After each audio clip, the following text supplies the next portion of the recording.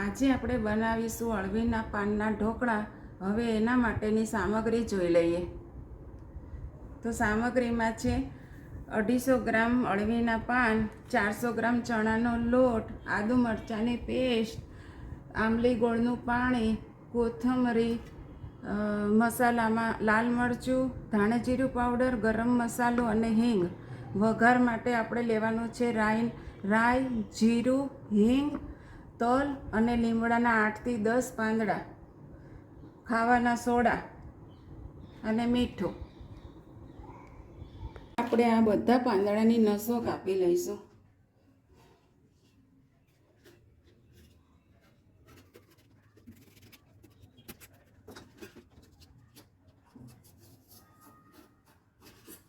જેટલી જાડી નસ હોય એટલી બધી કાઢી નાખવાની.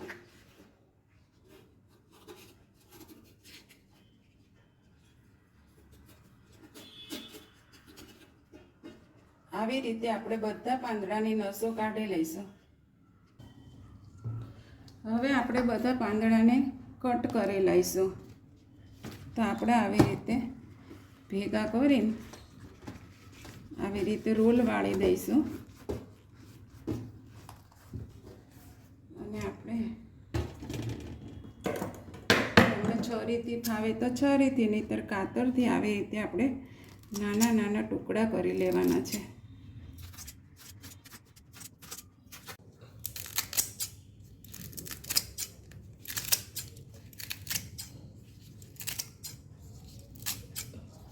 હવે આપણે પાતળા ઢોકળાનું બેટર બનાવી લઈએ.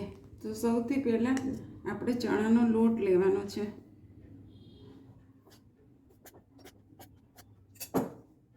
લોટની અંદર આપણે સૌથી પહેલાં આદુ મરચાંની પેસ્ટ એડ કરી દઈશું, લાલ મરચું પાવડર, ધાણા જીરું પાવડર, મીઠું, સ્વાદ પ્રમાણે મીઠું, અજમો, ગોળ આંબલીનું પાણી,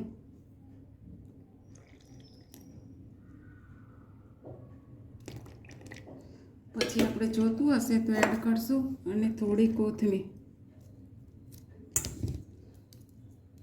હવે આપણે આનું બેટર બનાવી લઈશું.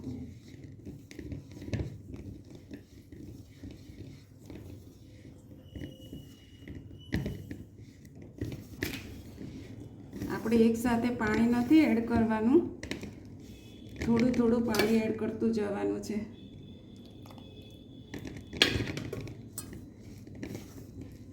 આપણે એનું ખાટા ઢોકળા જેવું ઘાટું બેટર બનાવવાનું છે. એટલે આમ ધીમે ધીમે આપણે પાણી રેડવાનું.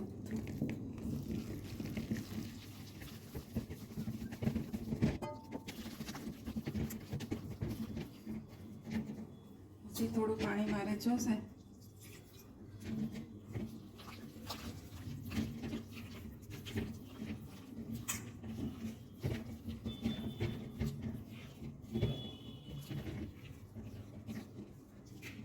જો આવું ઢોકળા જેવું બનાવવાનું. હવે આપણે એની અંદર આ બધા પાંદડા એડ કરી દઈશું.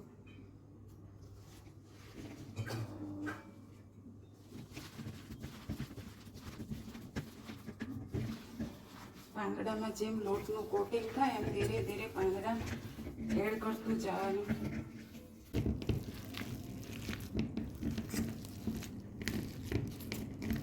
આ રીતનું આપણે બનાવવાનું છે.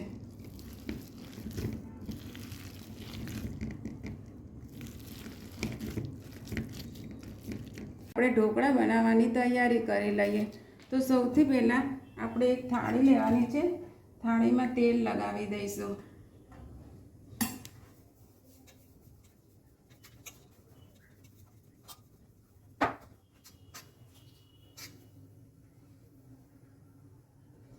તેલ લગાવી દીધું છે. હવે આપણે આ બેટરની અંદર આપણા બેટરમાં સોડા એડ કરી દઈશું.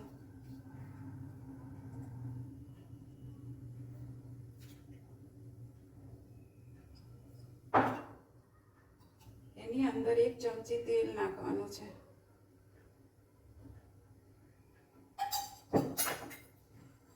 હવે એને સારી રીતે ચલાવી લઈશું.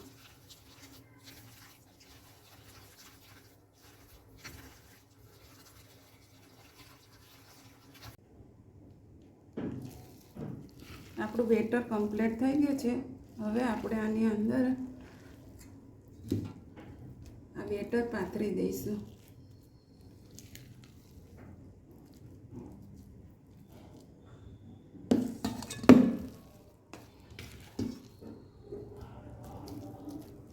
આપણે એને એકદમ પ્રેસ નથી કરવાનું, પોચા પોચા હાથે એને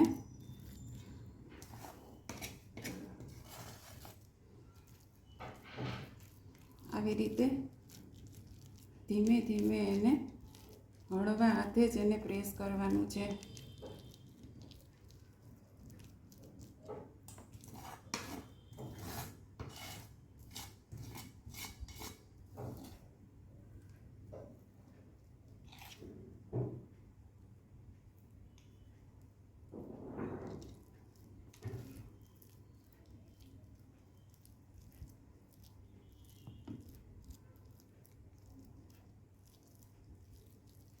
બધી બાજુ એક સરખું કરી લેવાનું.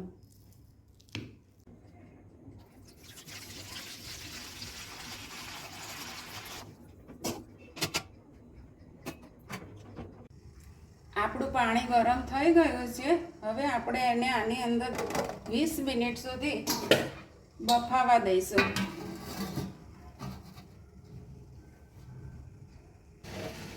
વીસ મિનિટ થઈ ગઈ છે. હવે આપણે ચેક કરી લઈએ.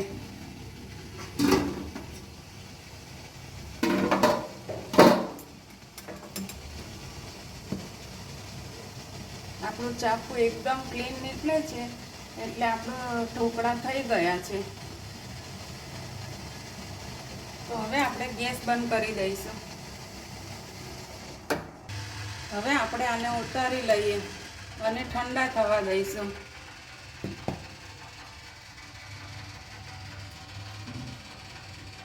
આપણા પાતળા ઢોકળા ઠરી ગયા છે. હવે આપણે એને કટ કરી લઈએ.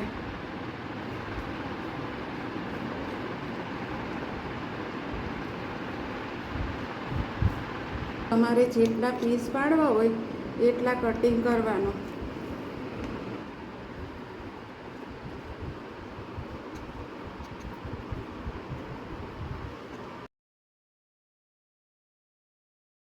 ચાલો હવે આને વઘારી નાખશું.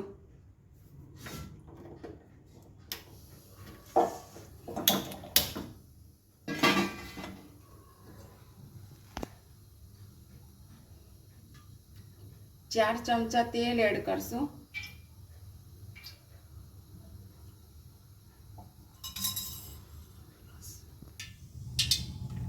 આપણું તેલ આવી ગયું છે. હવે આમાં આપણે રાઈ એડ કરી દઈશું.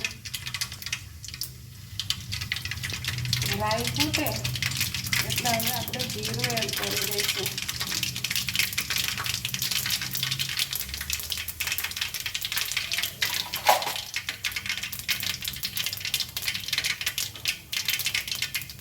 એક ચમચી હિંગ, તલ,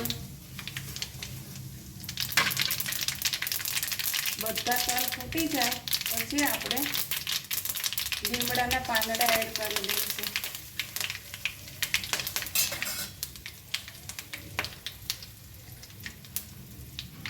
હવે આપણે પીસ નાખી દઈશું.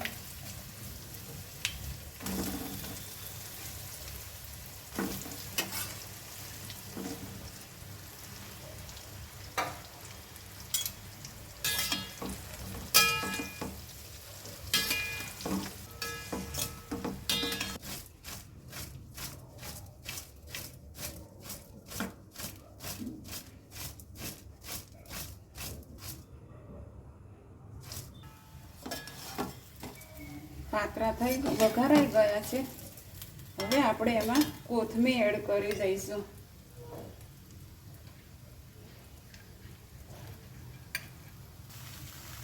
જો બન્યા છે ને એકદમ સરસ.